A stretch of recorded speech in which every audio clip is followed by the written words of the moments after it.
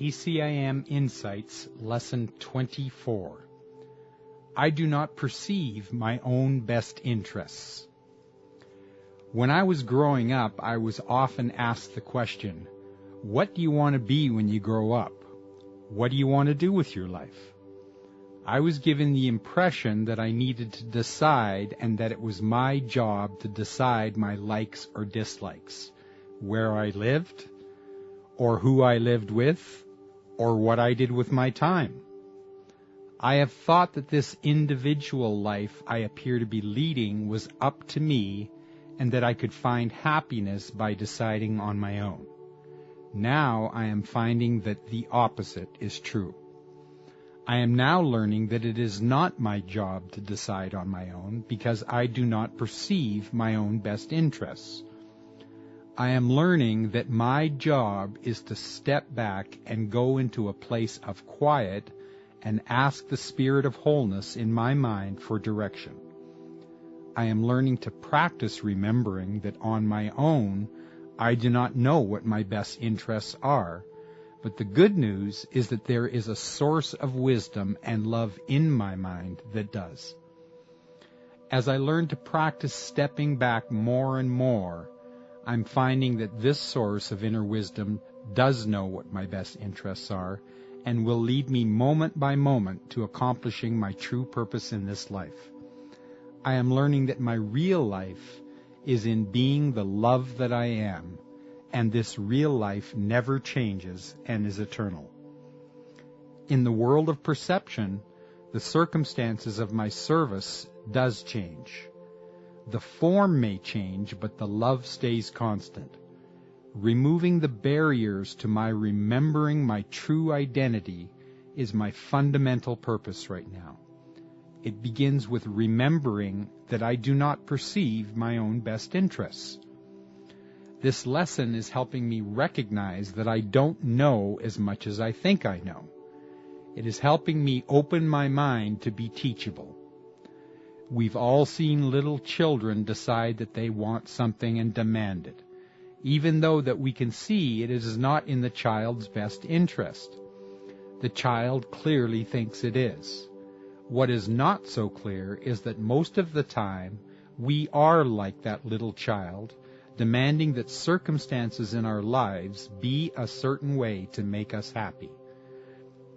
Like the child who does not know the whole picture and all the effects of having what it demands, we have a limited perception and do not know all the effects of having what we think we want would have on us.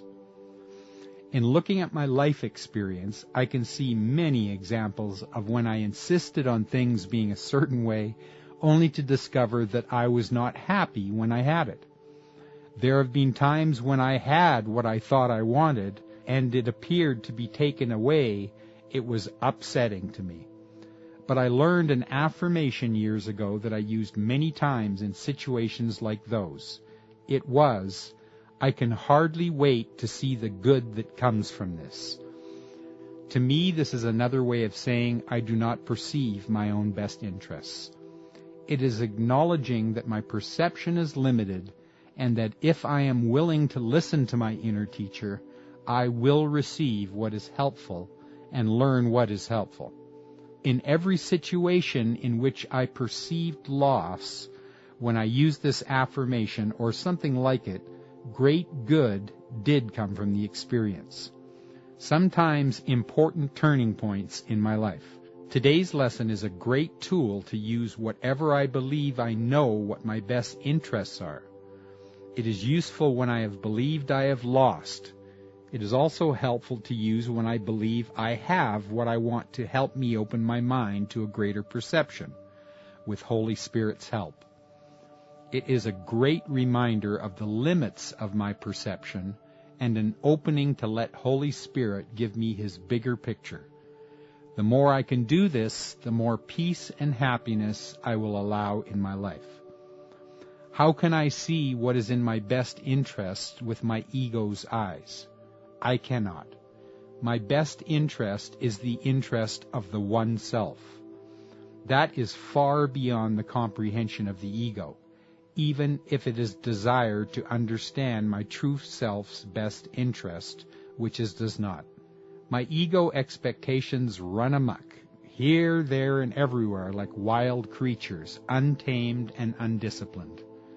Thoughts going in all directions at once, each demanding attention. My best interest is the interest of my true self. I need Holy Spirit to show what this is in every moment. I can no longer pretend that I know what anything means. I give all expectations and all competing voices to Holy Spirit this day. Today I'm willing to say I don't know anything, and I am willing to follow the lead of Holy Spirit. Only then is my best interest made manifest. Only then am I in love and peace. And surely love and peace are in my best interests.